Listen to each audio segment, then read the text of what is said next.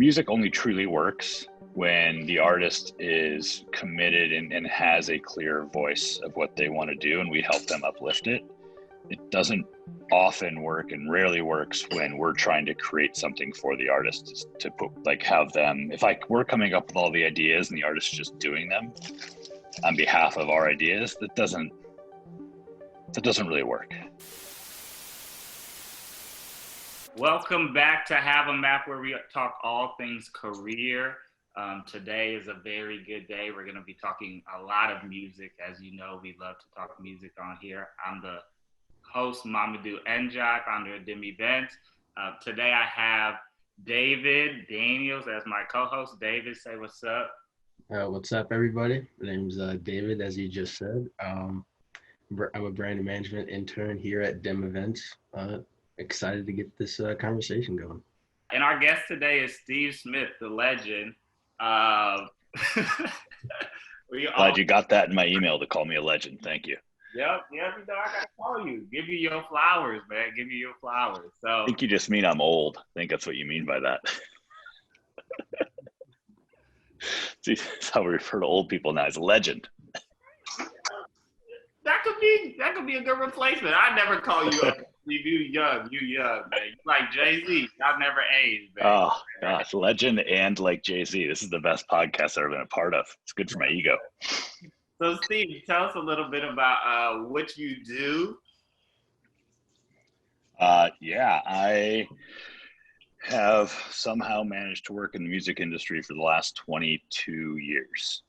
Everything from doing publicity to A&R to artist management. Spent 17 years at a record label out of Chicago by the name of Aware Records.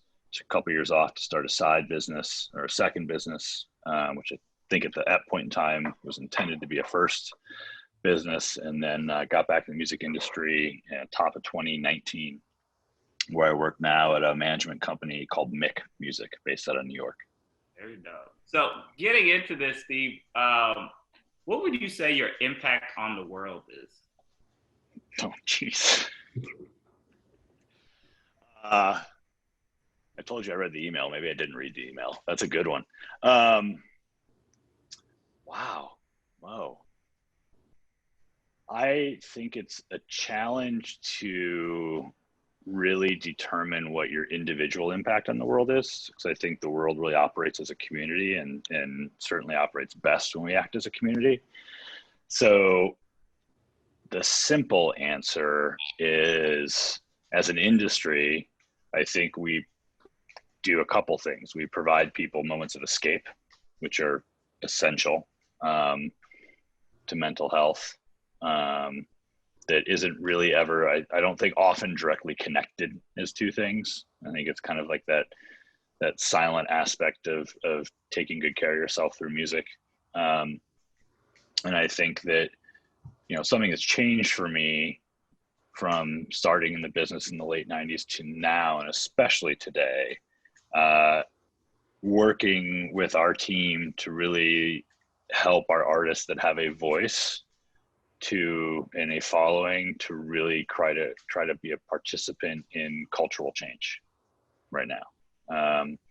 So I think it's hard to really gauge what your individual impact is personally. But I think, being a part of an industry and maybe the entire industry isn't that proactive in that space. There's definitely segments of the industry aren't, but the company we work at with the artists we have, we're very, very mindful and proactive in all aspects of change that bring forth equal representation, equality, whether that's in racial equality, or whether that's gender equality, or sexual orientation equality. Just using our voices and helping artists use our voices to be an active participant in that space, I think is, and we play a small role in that, but that's probably the biggest way I've impacted the world.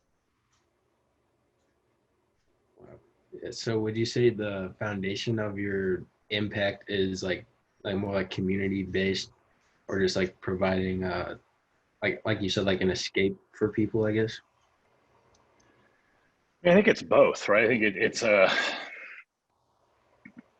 do the podcast pause here for a second while I think of the best way to phrase it. But I think that as with most things in the world, if you act as an individual, you can have impact, but the scale of your impact is often probably not as wide as you want it to be. And I think the beauty of being in an industry that, I think maybe more so than most things, has a forward thinking and functional community.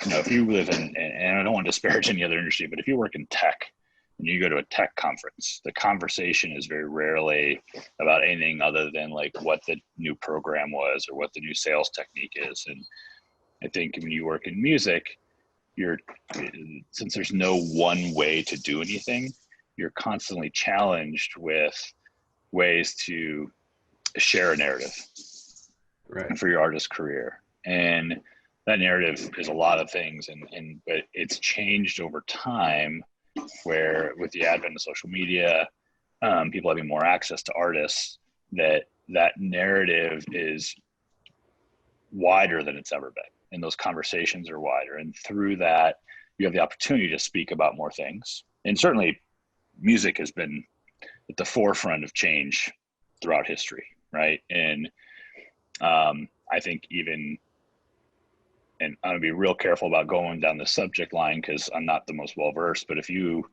go back through the entire history of the world, music has played a role in some form of change and some form of even building an internal community to get through some of the hardest moments in history. And some of the biggest, the way a lot of people have responded to oppression is through music. Even if it's in small circles or ways to communicate with each other, it's such an essential tool that we just have a really unique place and way to be a part of it, but it only works when it's done as a group. Individuals play roles in that group, but you've really got to come together as a group. Right. So that kind of brings up a question. So in the music industry, it like you rarely see anybody, like any one person, like doing it all. Like somebody always has like a team behind them. Yeah. Okay. Yeah. Yep. Yeah. There's definitely a team. And I think that, as with anything, there's various levels of impact those people have, but there's a lot of really smart people that work on the management side or on the label side or whatever else. But at the end of the day, our role and our job is simply to enhance and help artists share their vision and execute their creativity in the ways they want it seen, expressed in the world. Right. It only works. Music only truly works when the artist is committed and has a clear voice of what they want to do, and we help them uplift it. It doesn't often work and rarely works when we're trying to create something for the artist to put, like, have them, if we're coming up with all the ideas and the artist is just doing them on behalf of our ideas, that doesn't really work. It can. There's certainly moments where there's been manufactured projects and manufactured bands that have certainly been incredibly successful. Never going to argue with that. But I also think you have to set up what are your goals and what is your measure of success at the end of the day in an artist's career. Wow. Yeah. So like that does kind of bring up like a good point. So when you're looking for artists like to manage, you're saying you usually want to find somebody that already has like their story, or like knows who they are in some sort of way. I don't know if they have to have it fully developed, but they have to be committed enough to want to develop it and want to use the resources around them to help them find their voice.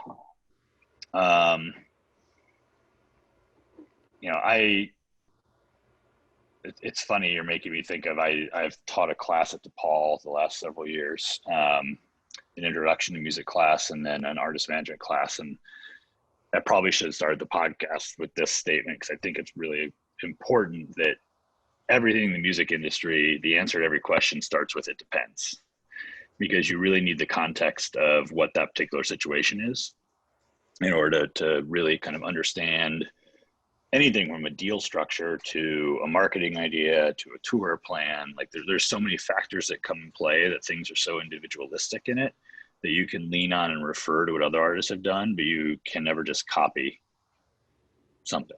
You know, like for a reference point is probably an easy one off the top of my head of like, we manage an artist named Maggie Rogers who's had really good, really amazing run and debut on an album. And when I had just joined Mick fairly well into that campaign, but we had a conversation one day about a lot of people were reaching out to us about like, what was your marketing plan? We want to know what your marketing plan was.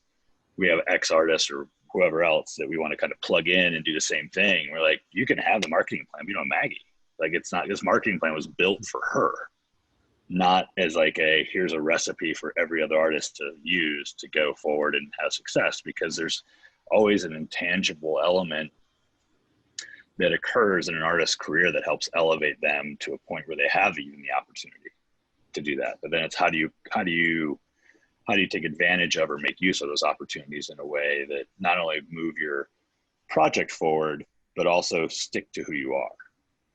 You know, Mo's heard me talk a lot about lately about this idea of, you know, well, it's not a new idea, but really living in a world of conviction right now, and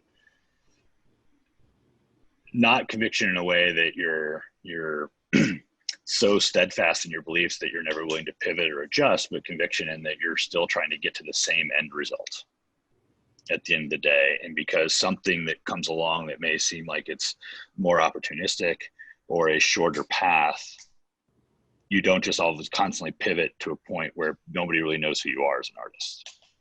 And I'm in my 40s, so I can't speak perfectly to the younger generation, but what I see out there and what we see is that the new generation of people consuming, engaging in music care so much more about the story of the artist and the relationship, and the word authenticity gets thrown a lot, but there's not a lot of good synonyms that really match up to it. But like, what is the artist authentic?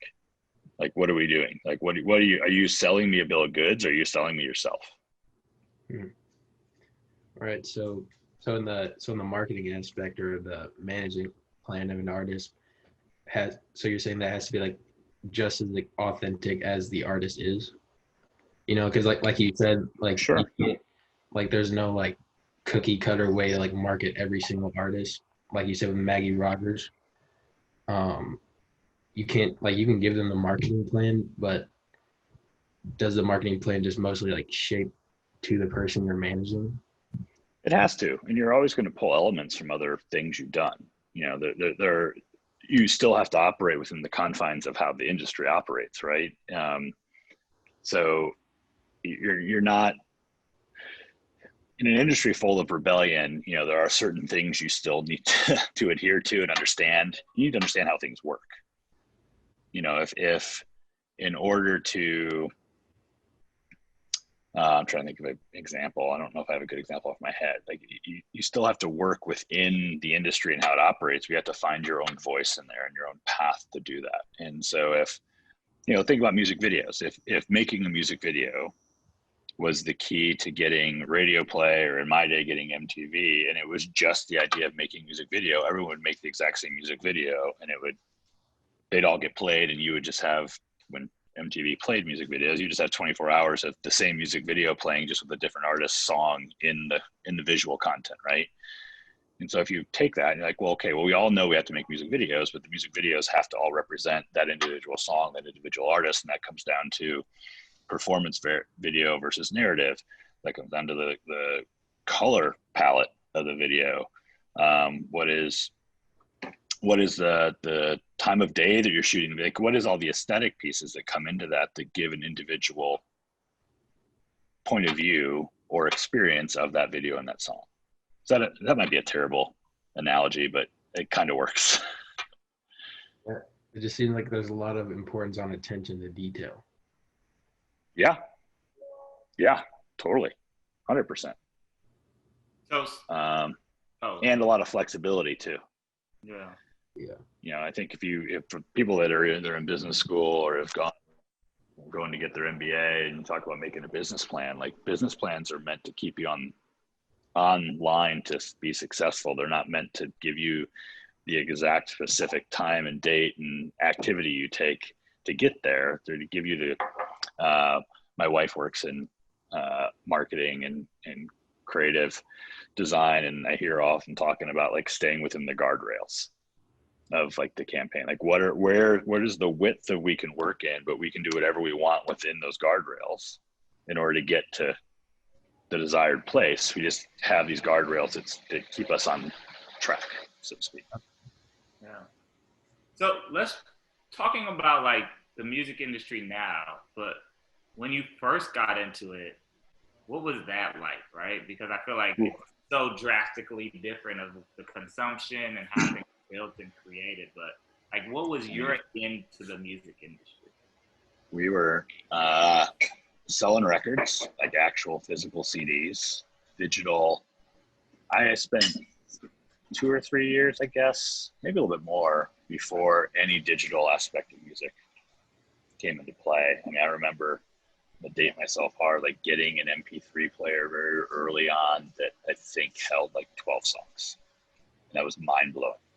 And you had to pick like what 12 songs am I going to figure out how to drag from my computer onto this little device and do.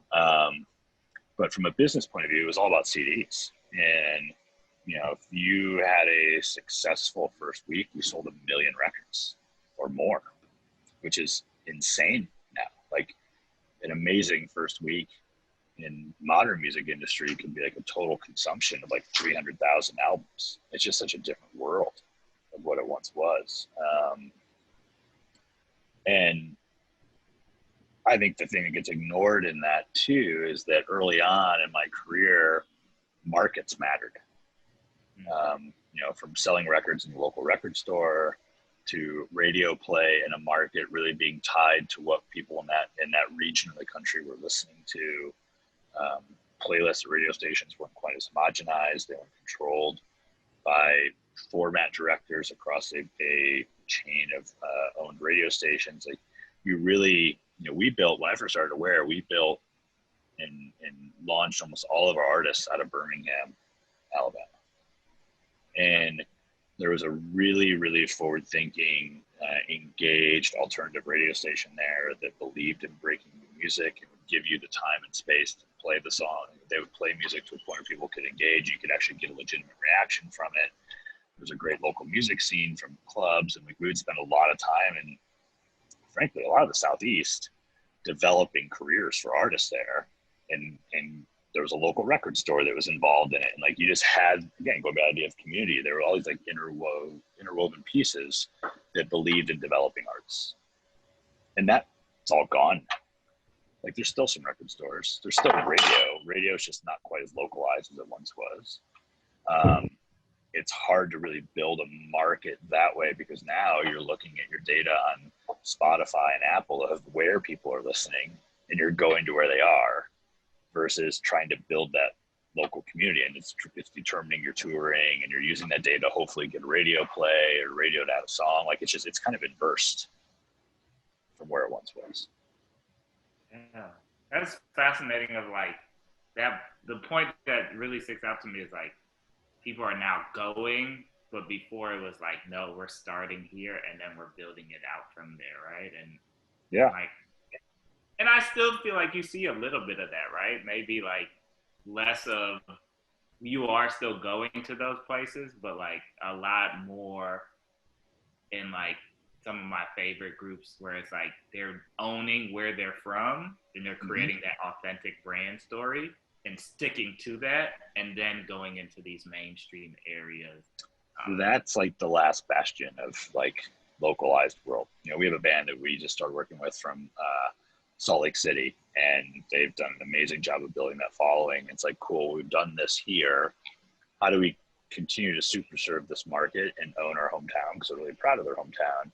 But how do we take this and then start to implement it in different markets too? So that still exists. I think it depends on what kind of artist you are too. I think a lot of that comes from playing out and playing shows in markets too. And frankly, there's a lot of young artists that aren't playing shows. You know, the touring element and the live music element from the ground up is because you have the TikToks of the world and Instagrams and Twitch now, whatever else, you can kind of, if you generally make more pop music you don't have to go grind it out in the club the way you once did anymore. Where if you're more of an alternative rock band or even a country artist or an artist that's like more indie rock to get played like on AAA radio, et cetera, like you still kind of earn your chops and build your following by playing live music.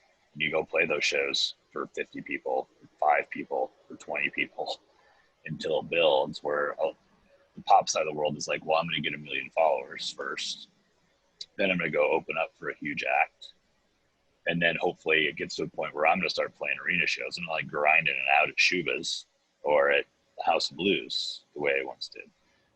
The other side of that, though, is those artists tend to have, unless you get to the level of, you know, I mean, frankly, I think actually in your reference point, The Weeknd's a great example of exactly what you're talking about, right? Like owning that scene, making music, creating a community of people that were showing up to shows.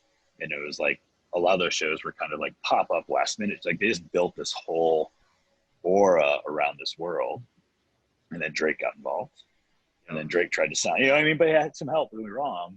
But then all of a sudden just went, I mean, the songs backed up the, you know, as much as I think I have some commentary on where things have gone since, but that was the early couple of years of The Weeknd was like amazing. The music backed it up. It went right to just being massive, like skipped over all the work. And granted, Abel and like that, his world have remained very popular and he can still tour, but there's most of those people do that, see their run, and then they just gone. They just don't have, their whole life is built on if they have a hot song or not. Where our approach to things, even for our more pop leaning stuff, is we look at everything as building a business for artists and building a brand so that there's more to their career. And don't be wrong, that doesn't mean they're going to shortchange the quality of music they put out or a desire for them to write great music. But if we have radio success, it is a bonus. And if you look at Maggie and Leon, who have both had decent radio success, mostly in the AAA world, not in mainstream pop, those are 2 artists that are 2 of the biggest artists in the country right now without having a pop radio hit. And like, cool. Then you know, well, I can tour whenever I want. I have loyal fans. My life is not going to be determined if I have a radio song. I've built a career. Wow. Okay. Yeah, that is actually a really good point. I was just kind of dumbfounded by what you just said, because I had always thought in order to like for artists to break, you got to have that like one hit song that everybody knows you. But then also, like you said, there's kind of like that trap. Like I mean, you probably heard of like Lil Pump. Like he used to be really like popping, but like I think he kind of went along with that statement you just said. Like he's always depending on like a new like hit song, because he had like 3 hit songs in a row, and then I guess like that fan base that he tried to create just didn't support him. Well, think about it. And again, I'm not arguing that. Trust me, if we had an artist came by or one of ours all of a sudden the mass hit, we're not going to turn it down. Like that's not trying to say that's not something we desire. It's more of like, that's because of the ease of making music now, and because of SoundCloud and TikTok and all these ways for people to put their music in the world, people to engage, more so than ever, there's not a shortage of people trying to do that. And so it's easy to be replaced quickly in that spot, right? Like it's easy to be like, cool, I'm into this. Oh, this popped up, I'm going here. It's like, I've been using the squirrel mentality lately, like squirrel. Like I'm into it, but how committed are you to that as a fan? Right. And that's what we're trying to do, is build culture in the various forms that culture exists around artists. And we talk about that as culture. We talk about that as a brand identity. What do you know you're getting when you engage with this person, not only from the music they put out, but the aesthetic of the artwork, the content they create, the things they share on social. These are all extensions of who they are as human beings, not just a song representing everything they stand for. It's got to be a total package. And that provides, from an artist's point of view, that provides so many more opportunities for them in the world. Whether it's brand partnerships that go from, hey, we'll give you X amount of dollars to do one thing, to talking about doing real legitimate collaborations and like equity deals and things like that, where it becomes a business in the best way possible. Right. So it seems like you just have to kind of balance that, the like respecting the art, but then also having a sustainable business. Yeah, because at the end of the day, you do have to make money. Right. So I'll say it real quick. There's a quote, I can't remember the band, it was many years ago, who was kind of blowing up in the indie rock world and made a comment one time like, "We don't care if anybody ever comes to the show. We're in it for the art." I was like, really? You don't care if anybody ever comes? Like, you don't want to make any money on this? Then you should put your music out for free. All your tickets to all your shows should be free. Like, let's not lie about that. It's still a business. People still want to live a life and still have an income and be able to pay rent and do whatever else. I think it's a disservice to music if we only look at it as a pure art form, because people already consume it that way, to be honest. Like, people don't put the way streamings work, and the way that it's changed from paying $20 for a CD to nothing to listen to music for free. People already look at music as a commodity that they expect to get inexpensively. So if you're not looking at it as a business, how are you ever going to be able to continue to be creative in it? How are you going to be able to continue to share your voice? How are you going to be able to continue to make your music if you're not trying to make money off of it? Like, that's crazy. And fans prove over and over again they're willing to pay for merch, for tickets, for things. It's not like an unfair trade. It's an equal trade, because you're providing something to someone that enhances their life, I feel like. Right. Yeah, I mean, like, yeah, you do want to make money, you got to eat the next day. Totally. Yeah. The other cool thing we've seen, sorry, you're making a lot of things come in my head, so I can shut up at some point, but if you talk about culture, it's funny, they're like, from all the rock bands, it's probably the easiest example from like the 70s and even the 80s. You go to a show. I went to an Iron Maiden concert last year, and it was wild. I would say 98% of the people in the 10,000 seat arena that was sold out were wearing an Iron Maiden t-shirt. Like, it was just like, you went old school, you went to the show, you put the black tour t-shirt on, and like, that was your participation in like supporting the band, which is awesome.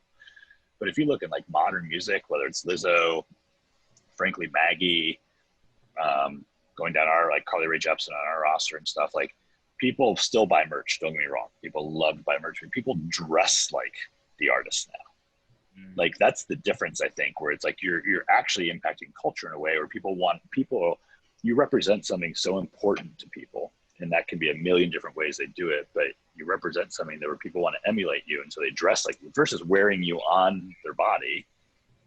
They're dressing like you. Like, that's a whole other level. Like, that's crazy. If you can have that impact in someone's life, it's amazing, but also carries a ton of responsibility too. That's the other thing we'll talk about. Like, it's a lot of responsibility on an artist. Yeah, that does make sense. You're kind of like a role model for like your fans. But just to transition kind of based off of Mo's question, like, it seems like you're really passionate about like providing like the story out for artists. So is there like a certain reason why you started getting into this industry? Like did you have like some sort of like big revelation, or was it just like, I want to do this because I feel like I'm going to walk back everything I just said with this answer. Dude, I went to college with zero idea of what I wanted to do in life.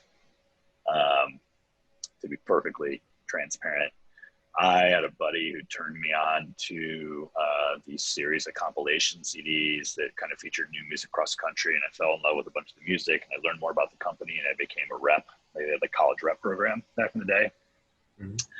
And my former coworkers will tell you I was a pretty terrible college rep, but nonetheless, I was a rep.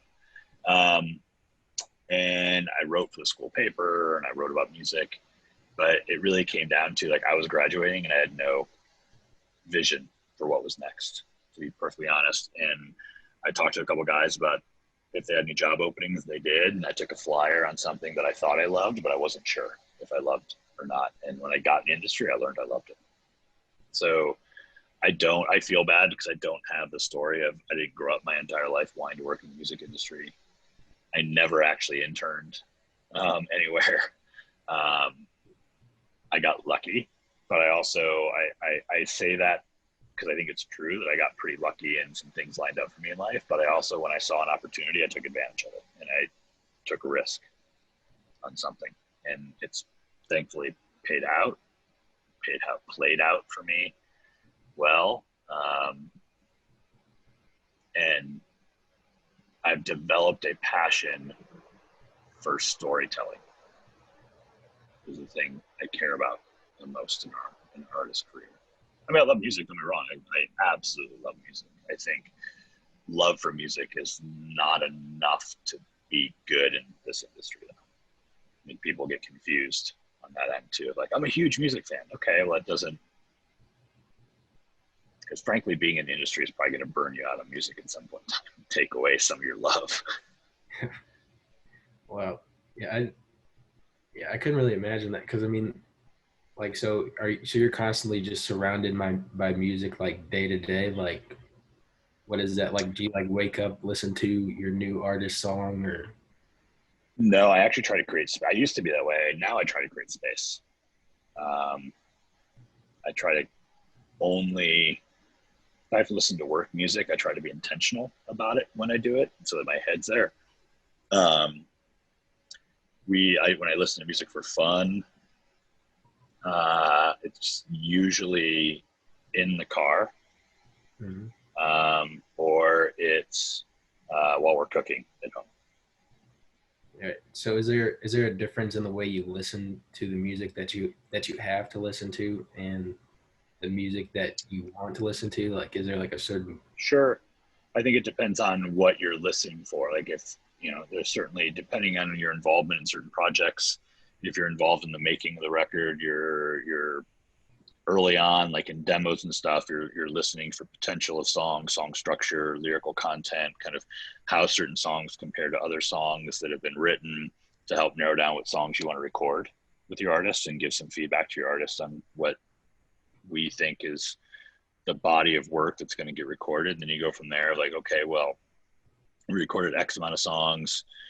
To get them over the finish line, like, your brain goes more into the nuance of like the actual sonics of the song, like mixes, production, arrangement, and then you get into what songs are going to be on the record, what songs might be extra songs or songs we save for later.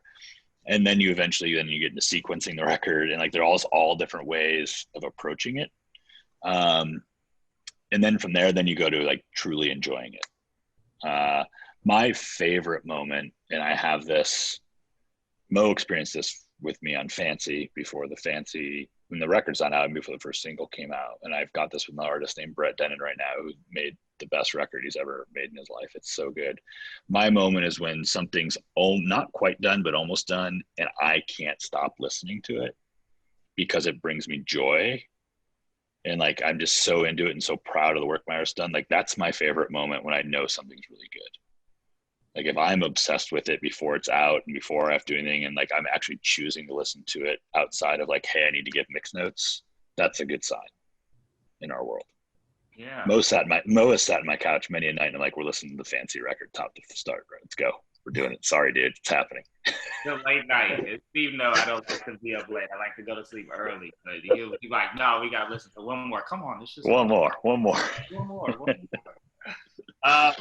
For some people, right, and especially a lot of students who listen to this, right, how do you develop your ear to, like, giving notes, right? Because you said you started from, kind of just getting into the music industry to develop it, right? So what were some of the tools or maybe people that you met that helped you to develop your ear? I think there's a couple ways to think about that, and it's going to depend on your background. If for those in the world that have gone in and done, gone to Full Sail or gone somewhere else, or just interned in a studio, or even musicians. I'm not a musician. So you're going to have a different way of listening and a different way of using your language to discuss music is one thing. And for me, I was very fortunate working at a small company. Even when I started signing bands and working with our A&R staff and eventually signing bands, I didn't have a production background. So when we were making records, I just spent a lot of time in the studio listening and learning, and frankly, keeping my mouth shut, and like, just kind of understanding and getting confidence in my point of view of things. And Mo, the number one thing in that is your confidence to have an opinion and have it be disagreed with, because music is subjective, 1000%. So being confident in expressing your opinion, being confident in understanding that everyone's not always going to agree, but it doesn't mean if they don't agree with your opinion, they don't value your opinion on it. And then also understanding that when I talk to artists, I have a very, very distinct memory of making a record in the mid 2000s, and we were in with probably at least at that time, the most well-known and respected mix engineer we had ever have mix a record for us at the time.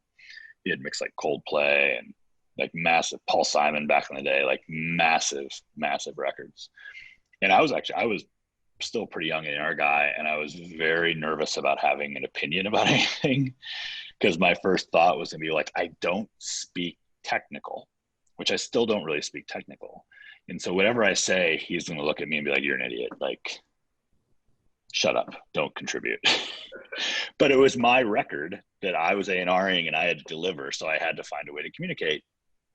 And I made a choice of, I sat down and I was like, first day, I was like, just so you know, the way I communicate is this way. I'm not gonna be able to say, hey, the phaser on the third reverb in the fifth note of the cymbal is off. Like, which none of that makes sense, by the way, but you know what I mean? Like, I don't speak technical. So a lot of my approach to how I am going to communicate comes from, I really try to approach things from a listener's point of view and from a consumer's point of view. So sometimes it may be a struggle for me to pinpoint exactly what, like the exact thing that needs to change for me to tell you what, but I want you to know up front, this is how I communicate. And it worked out great, because he's like, cool, got it, understand. Like, now I know where you're coming from. So it's also having the confidence to say, I don't know everything. I'm not going to sit here and like make up words or try to seem smarter than I am, but I still believe, and I'm confident enough to know that my opinion, the way I'm experiencing this, matters to contribute to the end result.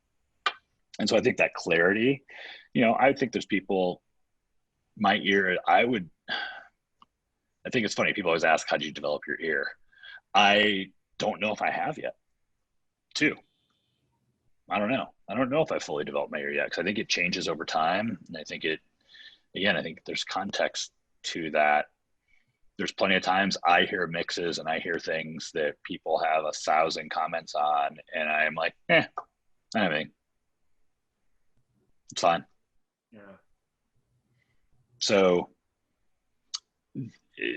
I guess maybe the last thing I would say is that there's also, and this is something I learned because I did this for a while, I always felt like I had to have an opinion.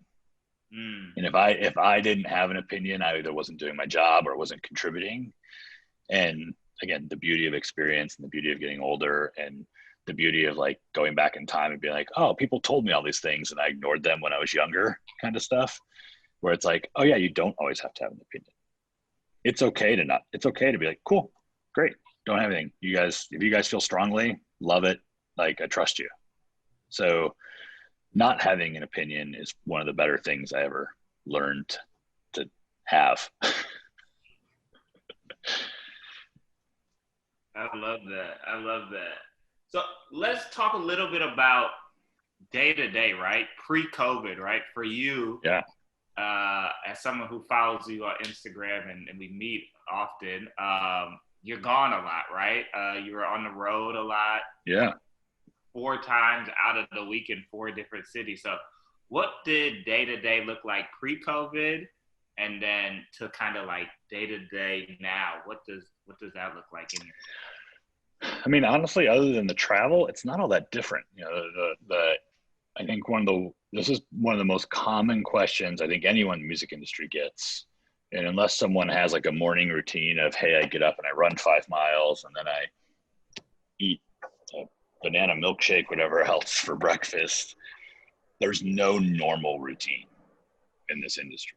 You always start your day with best laid plans of, hey, I need to mark X, Y, and Z off the list, and this needs to get done by this date, or we need to have this conversation and lock in this by the end of the day. But inevitably, there's 60 things that come up throughout the day that need to get addressed immediately, or need to pivot on, or need to talk to someone about, or you can't get someone on the phone you need. Like, so every day is unique in this industry. And so it's, current world, a lot of it is Zoom calls. And, I have a lot more meetings than I've ever had before.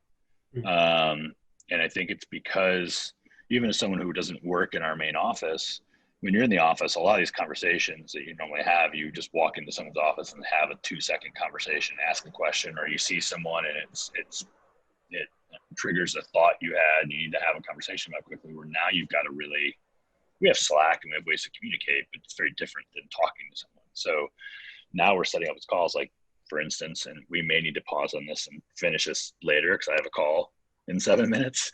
But it's a lot more of like, cool, well, so far today, and this would not happen back in the day. I had a 9, a 9:30, a 10:30, and we have a standard staff call every day at 11.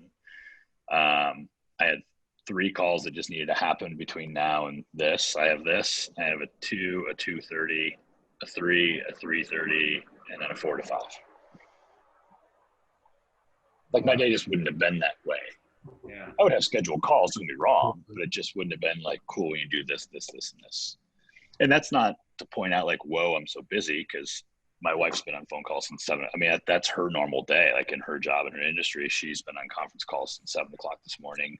We'll take 4 minutes to eat and talk until 8 o'clock tonight. Like, that's just her job. So just for me, it's so much more is usually done in person, I guess, is the real difference. And I think it's an important thing to talk about, and I feel bad that we're running out of time, and I'm more than happy to jump back on and wrap this up either later today or tomorrow, or whatever else. But like, the mental health part is so important. So important. And I think naturally, from a music industry point of view, you naturally get it because you're going to a concert or you're doing something that provides you even if you're stressed because your artist is playing and something went wrong, like, there's still some sort of element of like socialization or outlet where you're getting really positive mental health moments in that space. I think now it's more important than ever that just like days like today, where I'm just rolling calls all day, I will intentionally carve out time tomorrow, or yesterday I took off a little early and like at 4 o'clock went and played golf. Like, finding intentional moments to get away, and they don't have to be, like, we have the luxury, and my wife's family's got an old house in Indiana that's near beach. Like, Steph and I'll go there for 2 days a week and work. And it's not about being on vacation. It's about changing your perspective to give yourself some time and allowing yourself to do that. And I think that's a luxury of being a little bit older in the world and having either the confidence or the wisdom that I feel pretty confident about my job security, which I wouldn't have if I was 25 right now in this world, and would have probably been like, I can never not be like away from my computer. I need to answer everything within 2 seconds of it happening. And I need to be so present all the time of like, I know I will get my work done. And if I choose to peace out from 4 to 6, I know I'll get back on my computer after I eat dinner at 7 and work till 10. Like, it's just finding those moments in your day to truly give yourself some respect and like not feel obligated to answer to the world. Because as we all know, when we all go on vacation, if we all take a day off, or if we all miss a phone call, everything keeps working. Like, the world has never really stopped working. So allowing yourself to have that time and space. And frankly, in that too, allowing yourself to every now and then overindulge in it. Like, give yourself, we as a company, I really respect our owners in the sense, like, right on the 4th of July, like, we had all been through, like, just because the world was so different than ever before, like, we just took a random week off as a company just so everyone could feel okay to go like do nothing and like reset and find some energy again. So the other thing I'll say about mental health is see a therapist. I will scream that from every mountaintop that, first of all, if you don't see a therapist, you would be absolutely stunned how many of your friends see a therapist. And the stigma, which I think is slowly washing off, but the stigma of that is such BS. Like it is, and finding the right therapist is important. Just seeing a therapist, I don't think actually will do you much good, because if your therapist isn't good or you connect to a therapist, it's actually, I think, could be a little negative. Right. But taking the time and effort to find the right person in your life, even if it's every couple months, it doesn't have to be every week or whatever else, like, but putting that effort, it is so valuable to not only your mental health, but those that around you, and you being a better person to be around, and you understanding yourself more, and you understanding how to deal with situations more, and you being able to put the proper value and weight on stressful situations, and how much do you really care about the end result? Do you really care as much as you think you do? Are you caring for the right reasons? It's just, there's so much value in having that ability to have a conversation with someone that stays in that 45-minute segment of your life and doesn't come into play anywhere else, that I would love to, if I'm ever rich and win the lottery, I would pay for therapy for everyone in the entire country to go. Like, it's just so important. Life-changing. It truly is. Life-changing. And it's hard though too, right? Like, I say all that, and like, I generally see a therapist, and I've probably on 3 months of not, and I need to. Like, it just, life's been busy, and it's like, oh, I need to do that, and I don't do it. Like, and I actually find, as much as my life is scheduled right now, it's hard to schedule things right now, which is weird. But allow yourself even a break in that, and allow yourself a tune up, allow yourself to check in, and just really take care of yourself that way. And talk to your friends about it too. Like, own it. That was the coolest thing when I started seeing a therapist. And it's like, you slowly mention it like casually to a friend, and like, oh, I go to one too. And all of a sudden, like, it's like, oh, have you gone lately? Like, your friend's chicken, and are you taking care of yourself? Again, back to community, right? Taking care of each other. So important. You want to pause it? Because I know. Yeah, are we good to pause? I've got. I think we were talking about self-care. We were. You were kind of finishing up, I think. Well, I guess our question is always like, actually, David, you were talking about it, so go ahead, finish it up. We got this. On the mental health subject? Yeah, I just kind of had a question about that. Like, just one, personally, when you are taking care of your mental health, do you ever just have a day that you just don't listen to anything, like you're just in silence? Oh yeah. 100%. It's funny, you're bringing up a lot of memories I've thought a long time. When I was in Kaya, I went to a Jesuit university for college, and for some reason, my sophomore year, I signed up for a silent retreat. I don't know why, but I did. But I spent 3 days with no words. And it was really, you could listen to music, and you could read, and you do other things, and there's a couple like meditation sessions or else, but this is somewhat embarrassing, but Forrest Gump had just come out. I think it was my sophomore year. I have to look at the actual year. And I was really into classical music that time. And this wasn't classical, but there was a part of the soundtrack was the Forrest Gump suite. This is so embarrassing because I don't even like that movie. I think that movie's terrible. But no offense, Tom Hanks, or the rest of the world that loves that movie as much as they do. But I listened to the Forrest Gump suite for 3 straight days. That's all I did. That song on repeat, because it was instrumental, and I sat with myself.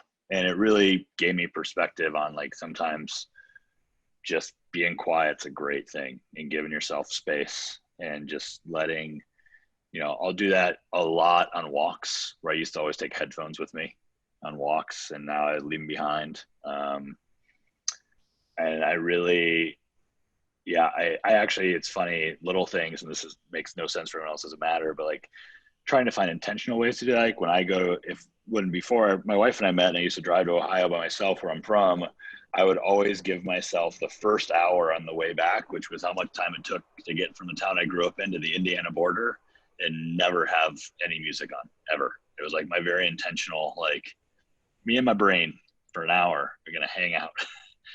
And I think it's a really fair question, because I think it's important to give yourself space, and especially in a world that there are infinite opportunities to consume content in various forms. It's hard to find silence. And I think you actually really have to seek it out. And even here, like we live, I know the L goes by all day long. There's a park across the street. There's always like there's just always noise. And it's part of living in a city and like trying to find a place to escape. And I think silence sometimes can be true silence where there's no words, but silence can be sometimes finding a piece of music that doesn't have any words, that provides a background that allows yourself to get in there. Or it's being intentional and doing meditation every day. And I think people get thrown off by the idea of meditation, and like you have to sit Indian style and you have to like find the right pillow and you've got to burn incense and you got whatever else. Like that's I mean, that's certainly an aspect of meditation, but that's not the intent of meditation. Meditation is to center yourself and find time to really allow your brain to operate freely and really focus on not focusing. Somebody's, I'm sure, going to Google like what the actual intent of meditation is, and like none of those things. But that's my takeaway. What the intent of meditation is. I'm not a trained leader or a shaman or anything, but finding that intentionality. I used to fall asleep every night with a podcast. I used to like, the only way I would fall asleep is I needed to have noise. It's like when I go to my parents' house and live in the suburbs in Ohio, and like there's never a sound. I'm like, this is weird. Like it's just, I need noise. And I finally got myself to a place where I can now, like, the silence of falling asleep is great. And I can deal with my thoughts and I can be okay. Because I used to have horrible insomnia. I would lay in bed and think of everything I didn't get done that day, everything had to happen tomorrow.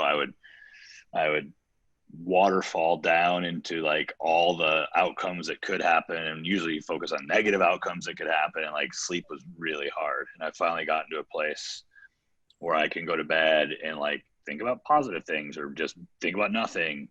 And, it's funny. This is going to be like super suburban white kid comment, but like golf for me is my meditation. Like it really is the thing I found in life that I don't play it for the competition.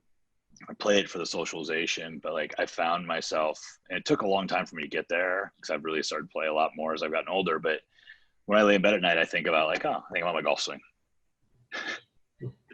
And it's ridiculous, but it keeps me calm and helps me. I can fall asleep in 10 minutes easily now, where I used to, I would not sleep, truly. Misery. Old days. And that's unique to me. I'm not suggesting everyone goes play golf by any means, but like, it's just finding that thing that where your silence, your brain has somewhere to go that isn't stress, is the key of meditation, I think, at the end of the day. Right. Yeah. So that was a good question, dude. That question about silence is a really good question. Yeah. I just wondered because I also love, real quick, I love answering a question about silence with just like total run on word vomit of an answer.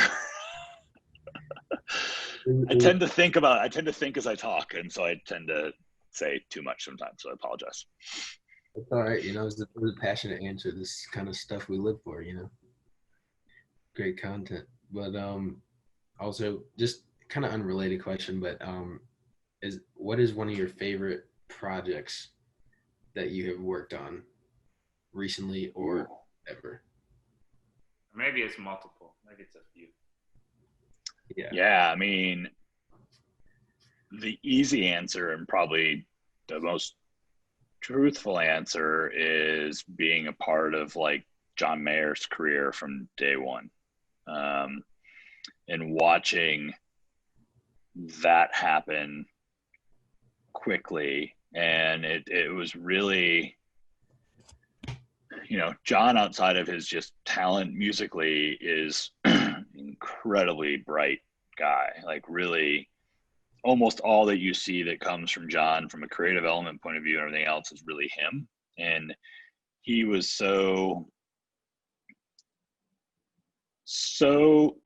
bought into his own vision that the way he operated really it's smart. And he took a lot of advice. Don't get me wrong. Like he welcomed input and really listened to a lot of people that had a lot more experience, but never drifted from what he believed was the way he wanted to be portrayed in the world. And more so the education he had, because when John broke, Napster was just happening. And it was just at the front end of it. And it was really mostly on college campuses. And it wasn't quite to a point where the music industry was losing their minds about how it was going to destroy the industry and what to do and stealing and whatever else. But I would tour manage his very first tour. And we were in a minivan, and he was opening for another client we managed at the time named Glenn Phillips. And Glenn got sick and ended up having to bail on the second half tour because he lost his voice and was like really sick and had to go home and get healthy. And we were having a debate one night. We were in Boston, and we were having a debate about like, well, what do we do? Do we do a refund and John play to whoever shows up? Do we cancel the rest of the tour? And John's like, oh no, people will be here. I have fans here. I'm like, what? You've never toured before? You know, he's like, Napster. All the college kids love my music. I know this. This will be, and it wasn't arrogant, by the way, at all. It was like informed. He's like, everyone will show up. Place was sold out that night. Like, he was right. Like, he understood the power of what that was before it became something that was like deemed unuseful by the industry, which is hilarious because we're all there now, where we just stream music for pretty much free. But he understood and was paying attention to where people were following him, which is rare for an artist to be that on top of it.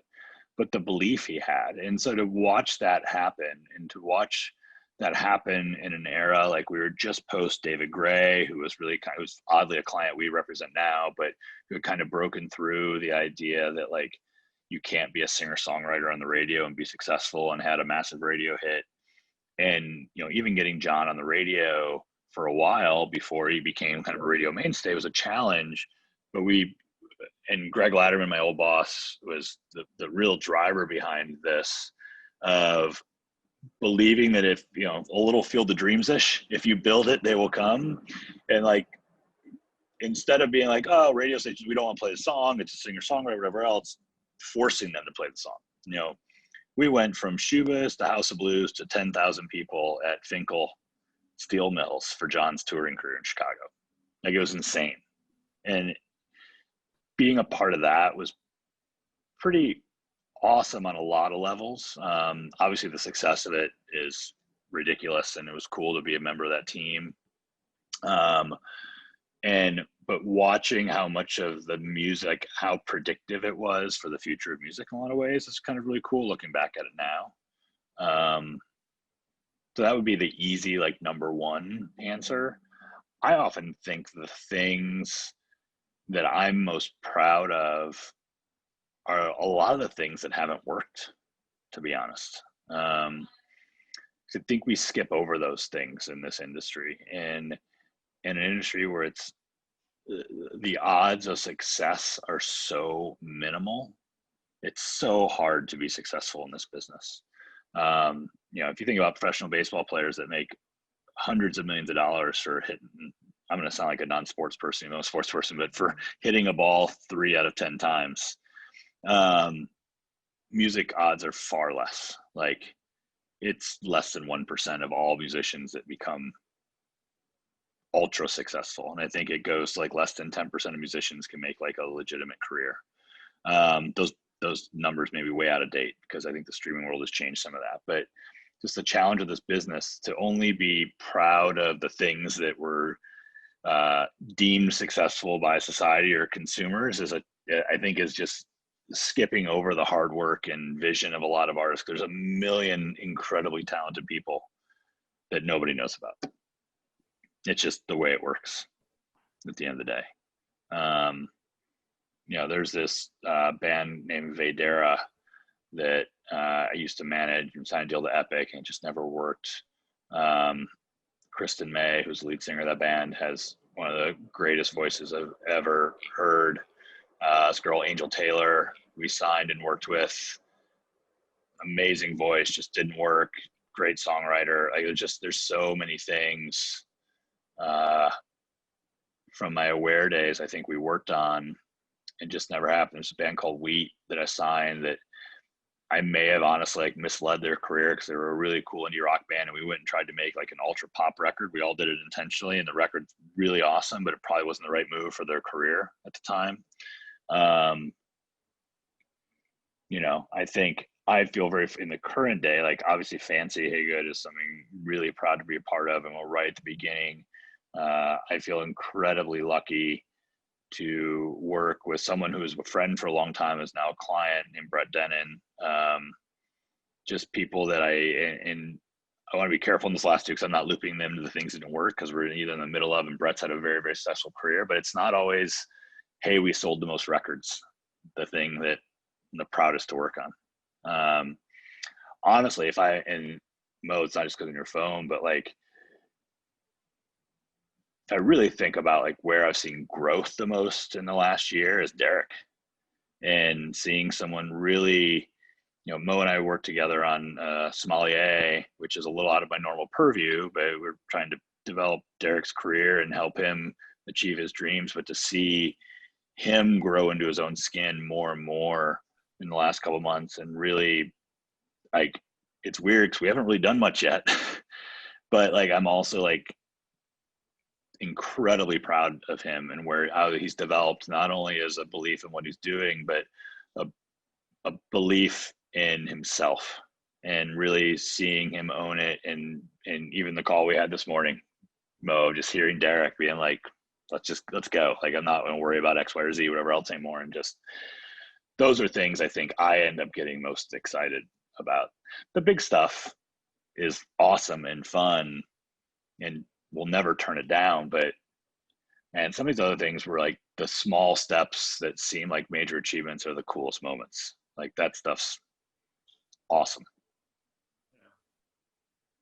What was one of your, as we look to kind of wrap up, but what was one of your first like, oh shit moments? I'm in the music industry, like going back, because I think it's like very interesting, like to just think of, like, like it becomes normal to you, right? Like, you see these people, you meet these larger artists, but like, what was your first moment like, oh, I'm actually in the music industry? The first thing that comes to mind is 1998. My first job at Aware is there was a tour that used to travel around called the Horde Festival. I don't remember what Horde stands for, but it was like the jam band, like hippie version of Lollapalooza back in the day. And we did all the merchant, like all the CD sales for the tour, and we would run like autograph signings, have artists come over to do autograph signings. And so I spent the entire summer on a bus, traveling around the country, setting those up and kind of working the grind of a festival tour. And my real honest first, like, oh shit, of the music industry was being on the bus with a bunch of like grizzled crew guys that were all you could ever imagine of a crew member, like just doing lines all day, and like just like the whole like, oh man, I've never seen cocaine before. What is going on? And just being like, okay, cool, this is real. That was probably the real like, oh shit moment. And I think beyond that, that's a great question.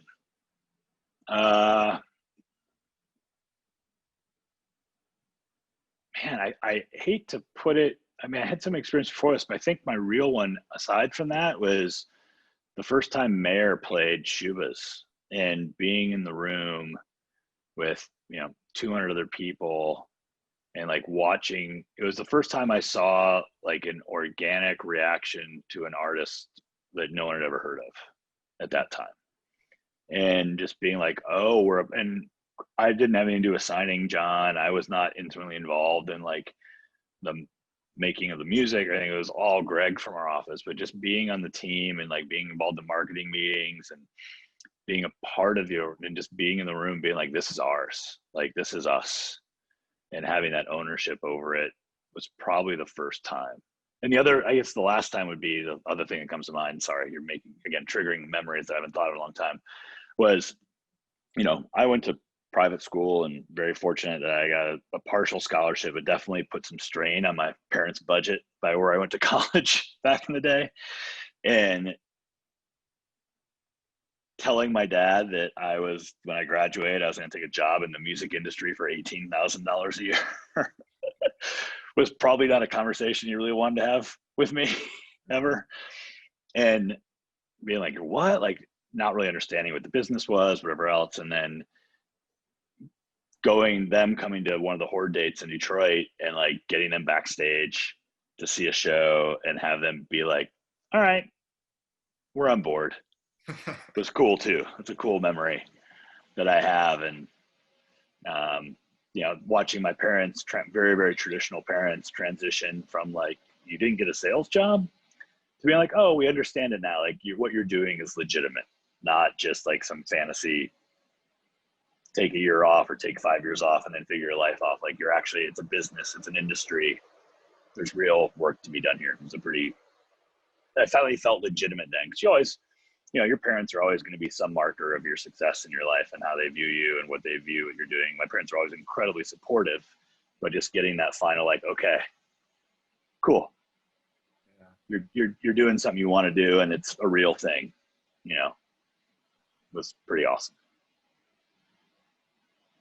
Yeah, there's a lot of beauty in that. I feel like once you come to the realization that like everything that they put into you is paying off and they're happy to see. Oh, dude, the greatest moments in life are when you realize like, I was just my dad right there, or I was just my mom. Like that's totally all the thing. Like, or even with me, I have a brother who's 7 years older, where there's times where I will catch myself all the time, be like, I am totally Patrick right now. What is going on? Like, but that's amazing that you things you never really consciously knew you were taking away from your family members or those close to, and when you see those creep into your own life and they're the positive things from those people, that's awesome. Yeah. That's a really cool thing where you're really proud of like, yeah, I'm really stoked that I got that from that person in your life. I think that's cool. And before we let you go, and this is my last question, honest to God, this is my last question. Through this period of growth, right? Through this time period of going through the music industry, this is probably going to be a longer answer for you, but what have you seen through your growth as a human being, right? Like, I know a lot of people create these accolades of like, oh, I've done this, I've done this, I've done this, but like, what have you truly learned about yourself that you did not know was in there when you first got started in this space? Oh man.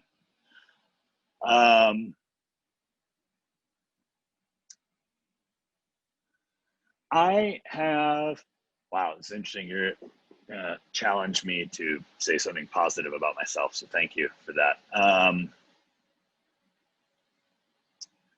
If you asked me if I was an introvert or an extrovert, I would 100% tell you I'm an introvert. Like in my mind, I generally don't want to hang out with people. I generally don't feel like I have everything to contribute. I don't feel like I have a lot to say. I deal with a ton of imposter syndrome in life. Like I just always feel like at any minute somebody's gonna find me out that I don't know anything.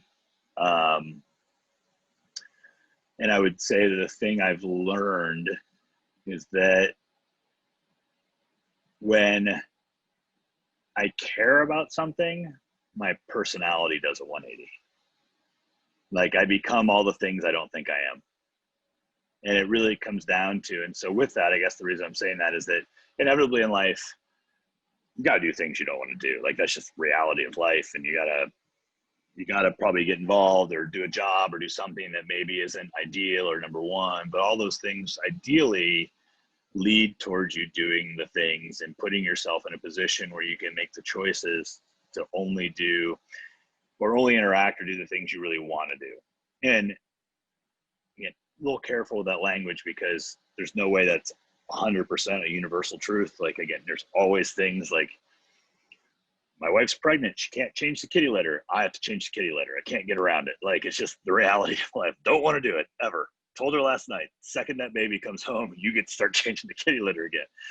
That being said, it's a really bad, weird analogy, but I was thinking about that this morning. Finding those things and playing into what brings you joy in the world.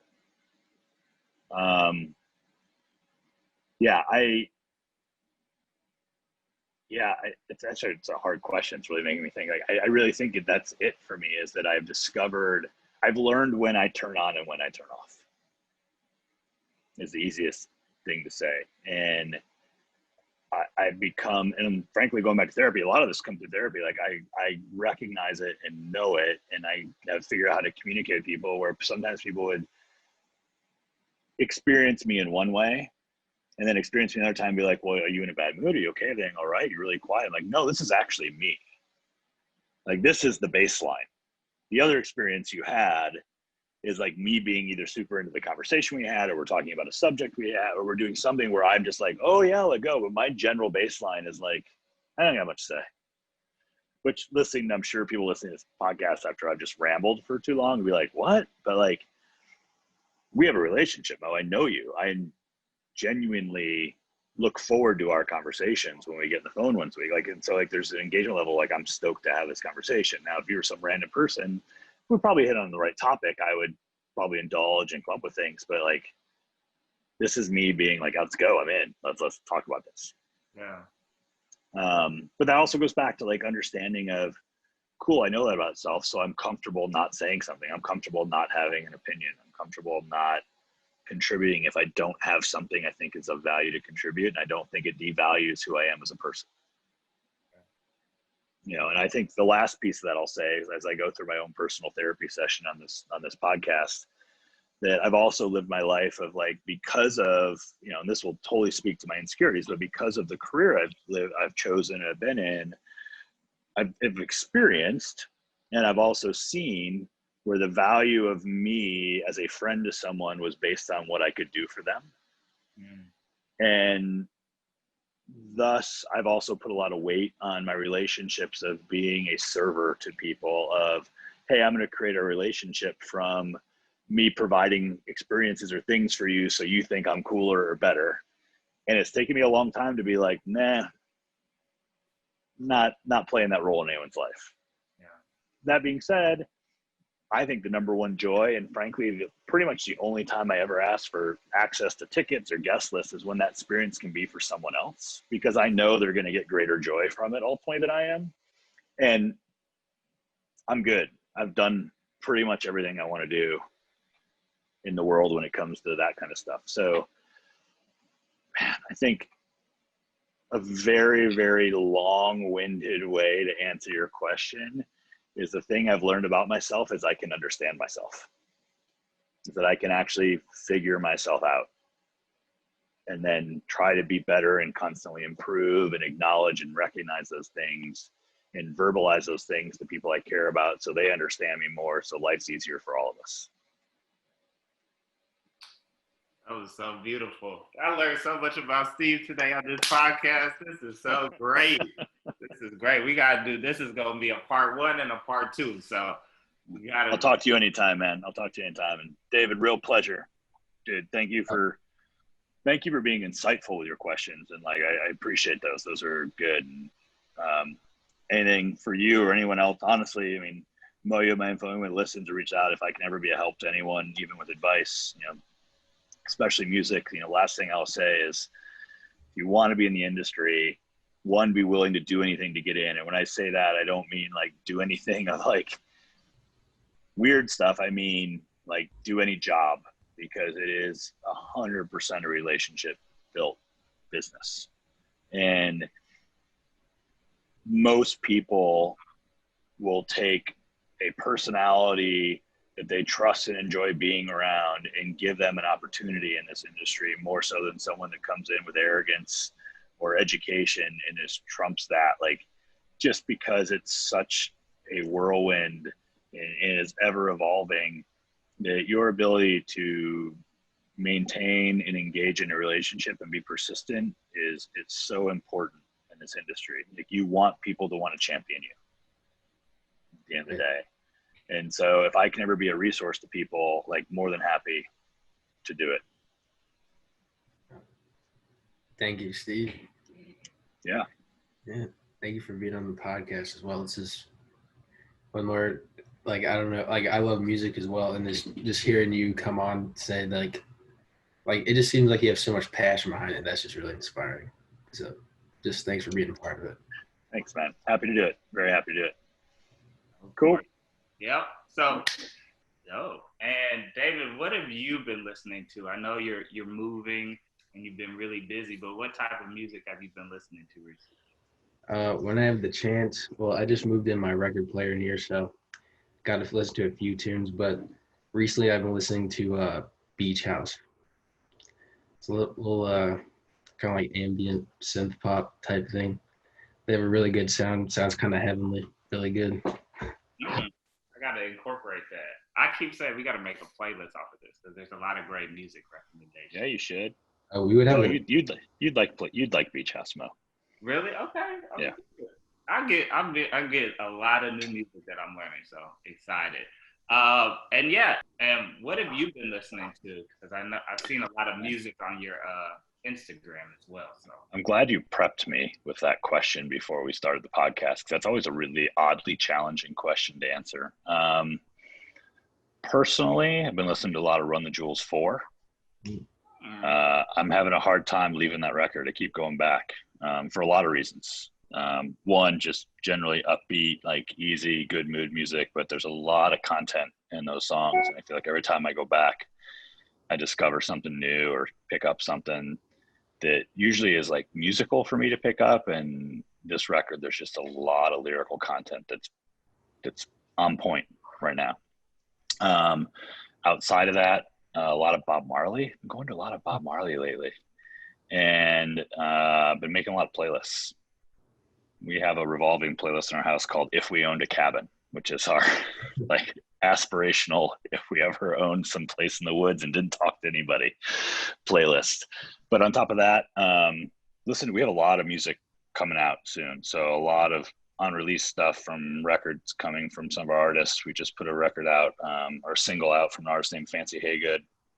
That's one of my clients that spent a lot of time with that. And yeah, so kind of mix of personal stuff, and then just we've got 3 or 4 records coming out from clients that spend a lot of time with that music as we develop business and marketing plans around those projects. Very cool.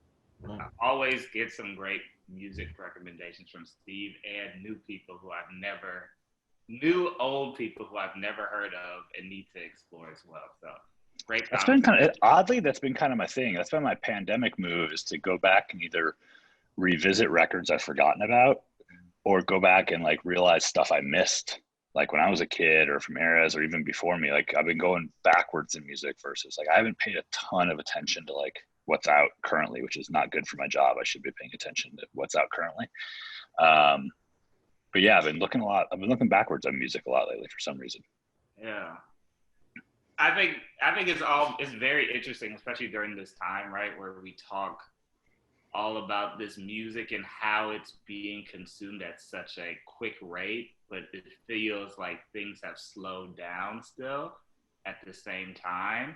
And you know, for me, I've been listening to like a lot of older music, a lot of Jay-Z for me, just because I was younger when a lot of his stuff initially came out, and and when I first listened to it, I missed so much of it, right? Like I didn't understand what he was talking about, and a lot of those principles and ideas that are a lot more prevalent now. So very, very interesting. David, are you hip to Khruangbin? Oh, I love Khruangbin. Okay, I'd say if you're a Beach House fan, like I feel like you'd be in a different side of kind of that esoteric, modern kind of blues jazz world, like getting into some Khruangbin. So cool. Yeah, I just love how they like how their words are so minimal, like except on this last album, but they speak so well through the music, especially their guitarist. I wanted guitar, but you know. You in a momentary humble brag, and I will be perfectly clear, I had absolutely nothing to do with this, but I'm going to claim it for the purposes of this podcast. Do you see the Khruangbin Leon Bridges song was #1 on Obama's playlist for the summer? I did. Texas Sun. See, look at that. Yeah, look at that. You put that together?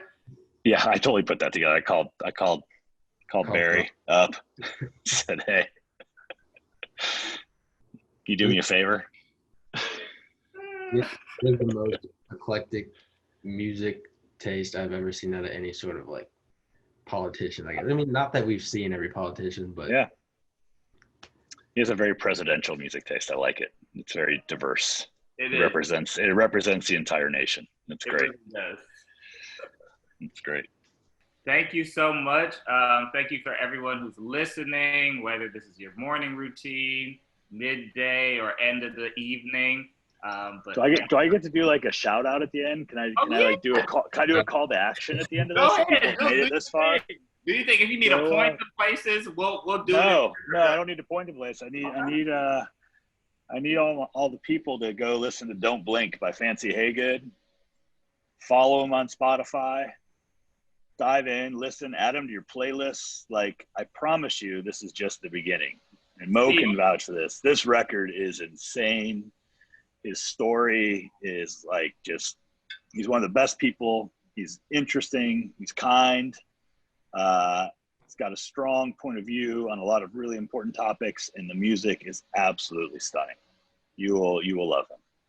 Real quick, Steve, we can edit this part out, but when is his album coming out this year? For sure? Not sure yet. All right. Next single coming mid-September.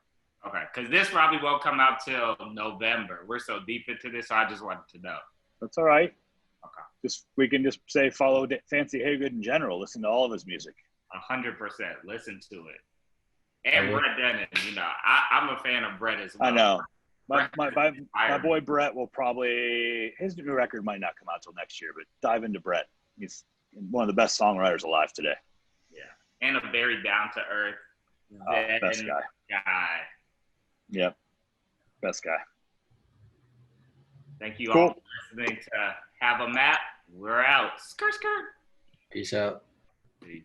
Late.